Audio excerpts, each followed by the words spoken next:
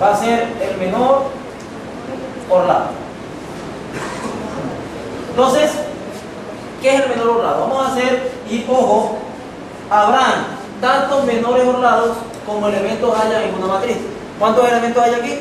4. Así que vamos a sacar 4 menores orlados. Entonces, fíjense, el menor, para no decir menor orlado, simplemente voy a decir menor. El menor del elemento que está en la fila 1, columna 1. ¿Se acuerdan del método de los adjuntos? Menos 1 elevado a la posición del elemento, por el elemento, por el determinante que queda cuando elimino la fila y la columna, ¿cierto? Va a ser algo parecido a esto. ¿Qué vamos a hacer? Escribimos menos 1 elevado a la suma de la posición del elemento. Lo único que vamos a suprimir es que aquí no voy a multiplicar por el elemento, pero sí voy a multiplicar por lo que queda, por el determinante que queda cuando elimino la fila 1 y la columna 1. Si elimino la fila 1 y la columna 1, ¿qué queda? Menos 1. En este caso queda un solo número, porque es una matriz de orden 2. Pero si fuese de orden 3, queda aquí un determinante. Si sacamos cuenta, menos 1 cuadrado es 1. Por menos 1 es menos 1. ¿Ok? El menor, eso lo hacen ustedes en el orden que ustedes quieran. Yo lo voy a hacer por fila. De la fila 1, columna 2. Menos 1 elevado a la suma de 1 más 2. Si elimino la fila 1 y la columna 2, ¿qué queda? 0. ¿Esto cuánto da? 0. El menor de la fila 2, columna 1. Menos 1 a la 2 más 1. Si elimino la fila 2 y la columna 1, ¿qué queda? Por 1. Menos 1 a la 3 es menos 1. Menos 1 por 1, menos 1. El menor de la fila 2, columna 2. Menos 1 a la 2 más 2.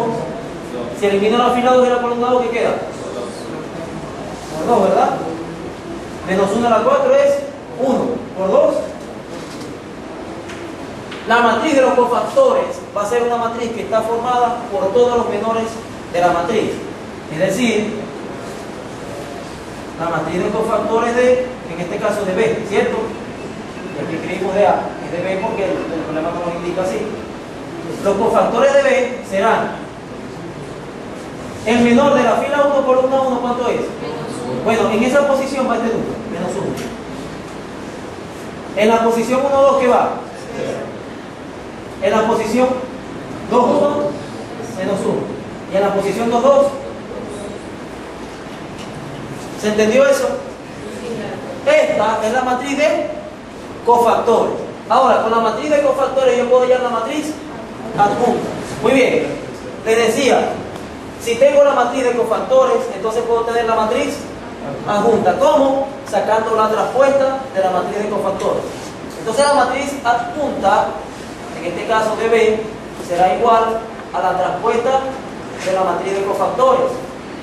Y la traspuesta es cambiar la fila por columna. La fila 1 pasa a ser ahora columna 1. Menos 1, 0. Y la fila 2 pasa a ser columna 1. ¿De acuerdo? Tengo la matriz adjunta. ¿Qué me falta para aplicar esta fórmula? El determinante de A. Luego, en este caso sería el determinante de B. El determinante de B aquí es igual. Diagonal principal, ¿cierto? Menos diagonal secundario. ¿Eso cuánto es? Menos 2. Ahora ya tengo los elementos para calcular la inversa. La inversa de B es igual a 1 sobre el determinante de B por la matriz adjunta de B. Eso es 1 sobre ¿cuánto? Sobre menos 2. Por la matriz adjunta que es menos 1, 0, 2. ¿Qué tengo aquí?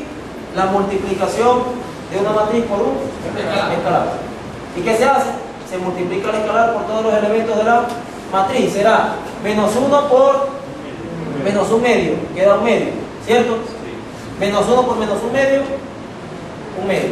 0 por menos 1 medio, 0. Y 2 por menos 1 medio. Y esta que está aquí es la matriz inversa de B.